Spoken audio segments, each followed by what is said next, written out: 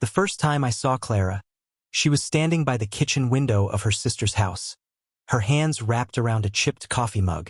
The late afternoon light caught in her hair, pulling warm copper strands out of the darker waves. She looked tired, not the kind of tired a nap could fix, but the kind that sinks into your bones when life has been louder and heavier than you expected. I should have walked past, maybe nodded politely. Instead, I lingered in the doorway like some kid who had lost his way. 23, but suddenly I felt 17 again, awkward and out of place. She noticed me, of course. Clara always notices everything. Her eyes flicked up, caught me staring, and for a second I swore she almost smiled. Not the polite kind, not the kind you give strangers. It was smaller than that, but warmer. Like she knew I carried secrets of my own. We spoke later that evening. Nothing profound, just small talk over leftover lasagna and the uneven buzz of the fridge. But even in that ordinary setting, there was something unordinary in the way she asked me questions. She listened like nobody else ever had. When I talked, she leaned in slightly, her fingers tapping against the rim of her glass, as though she wanted to remember every word. She was older, 17 years older to be exact. A woman who had built and burned entire chapters of life before I'd even finished school. For kids, a divorce, another divorce, and then another, her history was almost too much to take in at once. I should have seen her as unreachable, maybe even untouchable. But when she laughed, really laughed, it wasn't history I heard. It was possibility. The days after blurred together. I found reasons to be near her. Fixing a loose door hinge at her sister's place. Carrying groceries from her car. Pretending I wasn't waiting for her voice drifting down the hall. I wasn't supposed to notice the way she brushed her hair behind her ear, or the way her hand lingered on mine a fraction too long when she passed me a plate. But I did. Every detail rooted itself in me, quietly and completely. Clara didn't flirt. Not in any obvious way. But there were silences, long ones, where her gaze didn't break, and I knew we were standing in dangerous ground neither of us wanted to name. One night, when the others had gone upstairs and the house had gone quiet, we found ourselves sitting on opposite ends of the couch. A movie played on the screen, something forgettable. What I couldn't forget was the sound of her breathing when she thought I wasn't paying attention. Slow, uneven, like she was holding back words. I wanted to close the distance. Every inch of me was pulling in her direction, but fear pinned me still. She was a woman who had risked too much already, lost too much. And me? I was just a boy who didn't know if he could offer anything real. The silence between us grew thick, heavy, until finally she turned her head. Her eyes met mine, and for once she didn't look away. That was the moment everything tilted. The doorbell rang. The doorbell had been an excuse to step away, to catch my breath, but the moment passed faster than I could react. Clara lingered in the hallway, hand still hovering over the doorknob, and I noticed the way her shoulders tensed. That tiny shift told me more than words ever could. She carried the weight of 17 years I hadn't lived, the weight of 4 children and 4 ex-husbands, and somehow she still stood there with a softness I couldn't explain. I wanted to ask her everything. About the men she'd loved, the mistakes she'd made, the nights she'd cried herself to sleep while the world went on oblivious. But I didn't, because I was supposed to be polite, careful. I was supposed to know my place. Yet every time I looked at her, my chest tightened, my thoughts twisting in ways I didn't fully understand. I had my own ghosts, though they were quieter. My first serious relationship ended in a mess of jealousy and misunderstandings. I left her because I was scared of commitment, scared of losing control over my own life. I thought I'd learned from it, but now, sitting near Clara, I realized I hadn't learned enough. I wanted to hold her, to get close, but I also feared shattering something delicate. Clara's gaze caught mine again, lingering longer than usual. There was a tension there. Not anger, not disappointment. Something more fragile. Something she didn't dare speak aloud. I could see the unspoken questions in her eyes. Do I deserve this? Can I trust it? Am I foolish for feeling it? And I understood, in a way I hadn't expected. Because the attraction was dangerous. It wasn't just the 17-year age gap, or the unsteady footing of our lives. It was the history she carried, the caution she practiced, the way she'd learned to protect her heart. Loving her would be reckless. Loving her would mean standing in a storm I didn't know I could survive. Yet even with all of that, there was a magnetic pull I couldn't deny. I shifted slightly, and she noticed, almost imperceptibly, the change in my posture. My hand brushed hers, accidentally or not. I'll never be sure. And for a heartbeat the world narrowed to that small connection. Our breaths synchronized. The quiet hum of the refrigerator, the faint scent of her coffee, the muted shadows of the living room. All of it seemed to conspire to keep us suspended in that fragile moment. She didn't pull away. She let her fingers linger for a second longer than they had to. And in that small, electric pause, I understood something. This wasn't just attraction. This was acknowledgement, recognition of a shared solitude, a mutual hunger for connection we weren't supposed to act on, yet couldn't ignore. And when she finally smiled, just a tiny, knowing curl of her lips, I felt my chest loosen, my pulse steady, just enough to remind me that danger and desire often dance together. For the first time that evening, I didn't want to run. I wanted to stay. I was certain I could keep my distance. I told myself it was just admiration, that the feelings were harmless. But then Clara laughed at something I said. Not a polite chuckle, not a passing acknowledgement, but a full, genuine laugh that made my stomach twist in ways I hadn't felt before. I leaned closer, unthinking, until her shoulder brushed mine. Instantly, I froze. Her warmth was intoxicating, magnetic. I could feel the pulse of life in her like it was vibrating through the air. And yet, just as instinctively, I remembered. This was dangerous. Too many lines could be crossed in the span of a heartbeat. That's when Ella, her youngest daughter, appeared at the top of the stairs. She paused mid-step, her gaze sharp and observant. "Mom, can I talk to you?" she asked, casual enough to mask her curiosity, but the flicker of suspicion didn't escape me. Clara's expression shifted immediately, professional, controlled, maternal. She gestured toward the kitchen. "Give me a second, sweetie," she said, brushing past me, her hand grazing mine ever so slightly. That small contact made my pulse spike again. I wanted to say something, anything, but words deserted me. When the door closed behind her and Ella's footsteps faded, Clara leaned against the counter, eyes distant. I tried to read her, but there was a tension there I couldn't decipher. Something in her past whispered in the way she stiffened, in the way her fingers fidgeted with the edge of her sleeve. I wanted to ask, but I didn't. Not yet. Some secrets weren't ready to be spoken aloud. I moved closer, silently, careful not to crowd her. The air between us was thick, charged, impossible to ignore. "You okay?" I asked, voice quieter than I intended. She looked at me, her lips parting, then closing again without answering. The silence hung like a fragile glass, trembling with possibility. Then she whispered, almost to herself, "I'm not sure I know who I am anymore." Something in me clenched. I wanted to reach for her, to reassure her, to tell her she wasn't alone. But I hesitated, aware of the chasm between desire and caution. I felt guilty, too. I was young. She was older. Life had thrown her too many curveballs already. Who was I to step into that storm? And yet, the pull was undeniable. Later that evening, we found ourselves sitting together on the couch again. The room was dim, lit only by a single lamp. The quiet was both comforting and dangerous. I could sense her thoughts, heavy with restraint, but she didn't speak. Neither did I. My hand twitched at my side, itching to find hers, to bridge the distance, but I forced myself to sit still. The tension built, a slow, torturous rhythm that made every breath feel significant. I caught her glancing at me, then quickly looking away. Her lips pressed together, a faint tremor betraying her calm facade. Every second stretched longer than the last, until it felt like we were standing at the edge of something we both feared and craved. And then, just as my courage broke through my restraint, she shifted closer. Not enough to touch fully, but close enough that I felt her warmth brush against my arm. My chest tightened, my throat dry.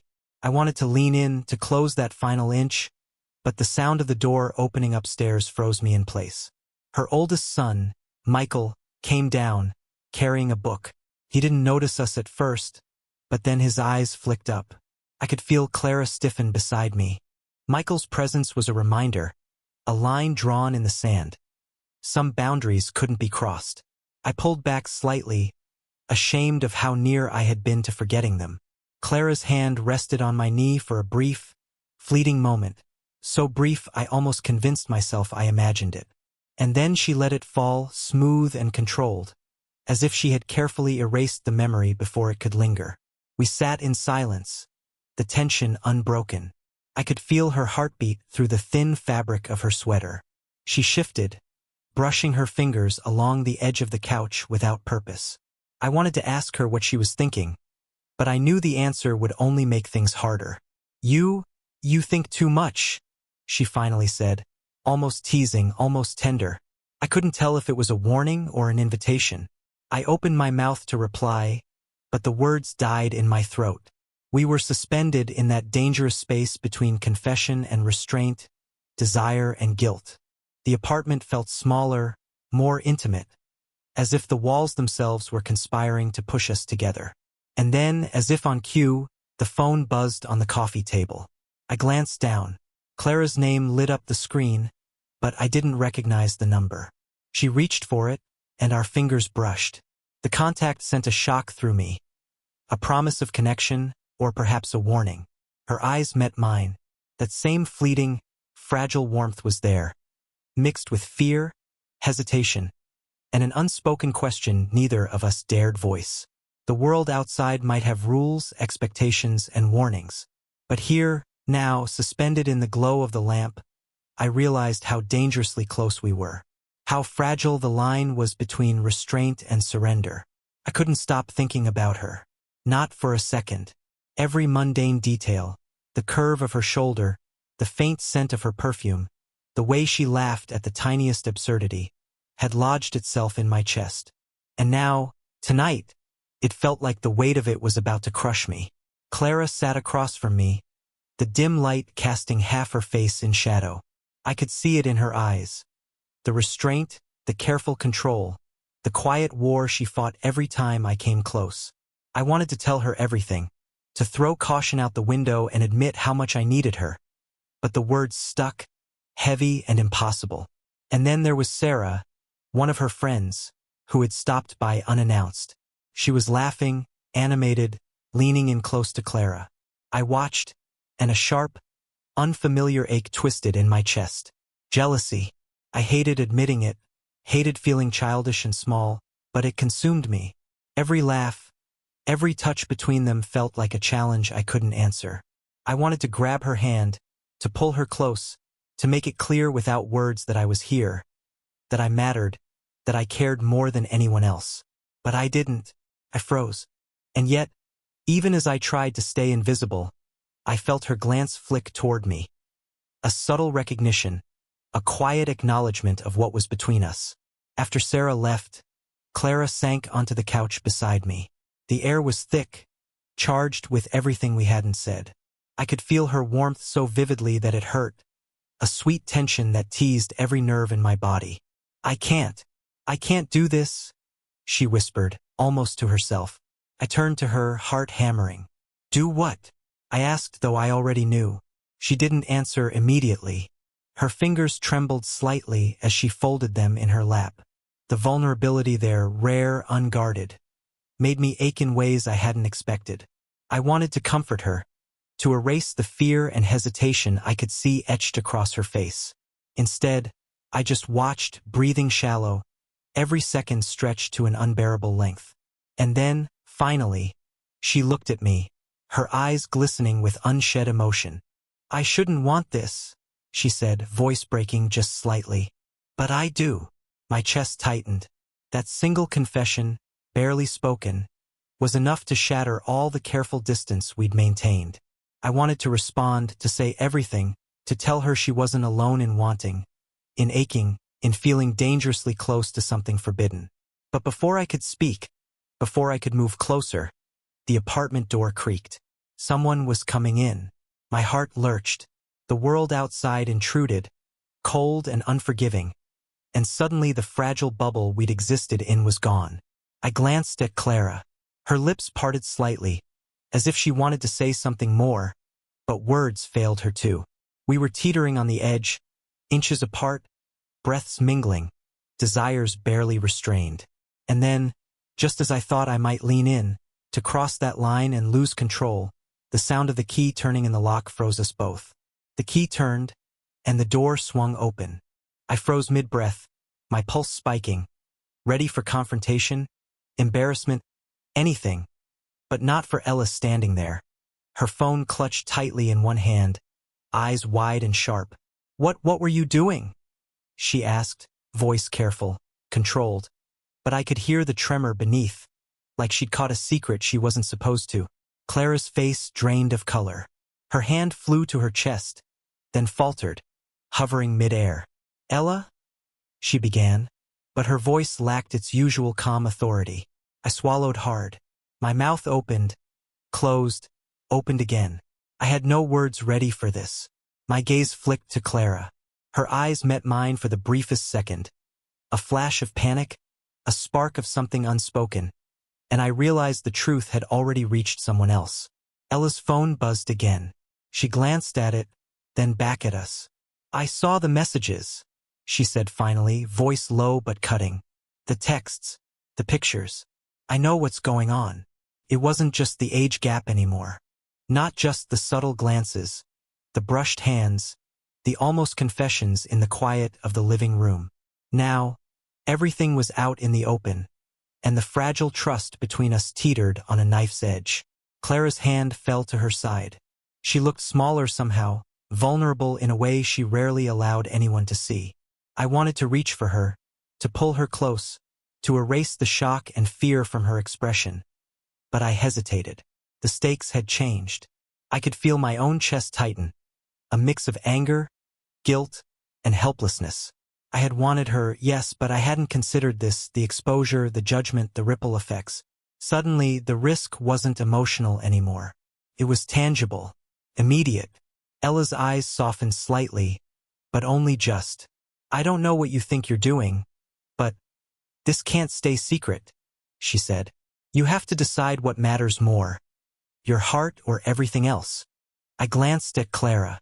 Her gaze flickered between me and her daughter, fear and desire warring openly in her eyes. She opened her mouth, then closed it again. Every unspoken word carried weight. Every second stretched longer than it had any right to. The tension built into something physical, the space between us crackling with everything we weren't saying, everything we feared, everything we wanted but couldn't risk. I wanted to step forward, to defy the consequences, to claim what I couldn't have easily or safely. But I stopped, just short, caught between desire and reality. And then Clara did something unexpected. Her hand reached for mine, slowly, deliberately, brushing fingertips against mine as if to remind me. No matter what had been revealed, no matter how high the stakes, we were still here. Her eyes met mine, steady, unwavering. There was a silent promise in that look. We could navigate the chaos, we could fight through the danger, but we couldn't do it without acknowledging it, without choosing it. The apartment was suddenly too quiet, too small, too intimate. The revelation hung over us like smoke, sharp and unavoidable. And in that moment, I realized just how far I was willing to go for her. How reckless, how consuming, how inevitable it had all become. The apartment felt impossibly small. Every breath we took seemed magnified, echoing the weight of everything unsaid, everything we had risked. Clara's hand lingered in mine, a quiet tether against the storm of guilt, fear, and desire. "I can't lie anymore," I whispered, my voice rough. "I don't care about the age gap. I don't care about the past. I only know, I want you, all of you." Her eyes glistened, and for the first time, I saw the woman beneath the careful armor. A woman who had survived storms I couldn't even imagine. The vulnerability there made me ache, made me want to hold her, to protect her, to promise that none of this would ever hurt her the way life had. She swallowed, her fingers tightening around mine. I've tried to resist, tried to convince myself this was wrong, she admitted, voice low, trembling. But it isn't. Not anymore. I want you too. I've wanted you since the first moment. For a heartbeat, the world outside the apartment ceased to exist. There were no exes, no children watching, no judgment. Just us. The tension, the longing, the nearly unbearable ache of waiting, all distilled into one raw, magnetic connection. I leaned closer, heart hammering. The scent of her hair, the warmth of her skin, the steady rhythm of her pulse against mine. It was intoxicating, overwhelming. I could feel every hesitation, every fear, every fragment of her past colliding with our present. And yet, none of that mattered. Not in this moment. I don't care what anyone thinks, I whispered, brushing a stray strand of hair from her face. I only care about us, right here, right now. Her lips parted slightly, just a fraction. Her eyes searching mine for permission, for a promise, for reassurance. I wanted to close the last inch between us, to erase the distance with one breath. But I paused. Because love wasn't just about desire. It was messy, human, real. And we both carried scars. She smiled faintly, bittersweet, and I realized she was thinking the same thing. That same unspoken understanding that had drawn us together, the awareness of risk, the acknowledgement of fear, the courage to move forward anyway. I brushed my forehead against hers, slow, careful, savoring the small, intimate contact. She leaned in, barely, just enough that I could feel the warmth of her cheek against mine. It wasn't a kiss. Not yet, but it was something stronger. A surrender, a promise, a mutual acknowledgement that we had chosen each other despite everything. Outside, the city moved on, oblivious to our quiet rebellion. The apartment held our shared heartbeat, a fragile, luminous moment that both terrified and exhilarated me. And then she whispered, almost against my ear, "Whatever happens next, we face it together." The words hung in the air, a mixture of certainty and ambiguity. There was no resolution to the world outside, no guarantee of tomorrow, but in that moment, the distance between us had vanished. We understood each other now, fully, completely, messily, and for the first time, I knew that whatever came next, we weren't walking it alone. The apartment was quiet, but it wasn't the same quiet as before. It felt alive, threaded with the tension and tenderness we'd finally allowed ourselves to acknowledge. Clara was perched on the edge of the couch, her hands still in mine, fingers laced like they were afraid of letting go. We didn't need to speak. The silence between us held more meaning than any words could convey. For ex-husbands, for kids, a lifetime of mistakes, and yet here we were. Two people who had chosen, against reason and risk, to take a chance on each other. Clara leaned her head on my shoulder. I could feel the warmth of her breath, the soft rise and fall of her chest, and I realized I'd never known a quiet like this. Not the kind that scared you, not the kind that demanded vigilance, but the kind that settled into your bones and whispered, "You're home." We talked later, softly, about boundaries, about fears, about the reality we now shared. I learned the stories she'd carried quietly for decades. The betrayals, the regrets, the nights spent worrying for her children more than herself. And she listened as I told her of my own failures, my own insecurities, the ways I'd been too young, too hesitant, too afraid to recognize what mattered until it was right in front of me. No promises were grand or over the top. No fairy tales. Just honest acknowledgement that life was messy.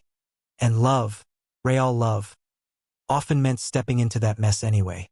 And we were ready together. I remember the first morning after everything had shifted. Sunlight spilled across the living room, illuminating her hair in streaks of gold. She was making coffee, humming softly, and I watched her from the couch, thinking how impossible it seemed that someone like her could have chosen me. But she had, and that choice, fragile, reckless, entirely human, was ours. We laughed over burnt toast and mismatched socks. We argued quietly about movies and music. We shared stories that weren't perfect, stories that were ours. And slowly, the world outside our little bubble felt less intimidating, less full of judgment, because we had each other. There were still challenges ahead, of course. Her kids, her past, the whispers of society, even my own insecurities. But those were details. What mattered was this: we had chosen. And sometimes, choosing someone, choosing connection over fear was enough.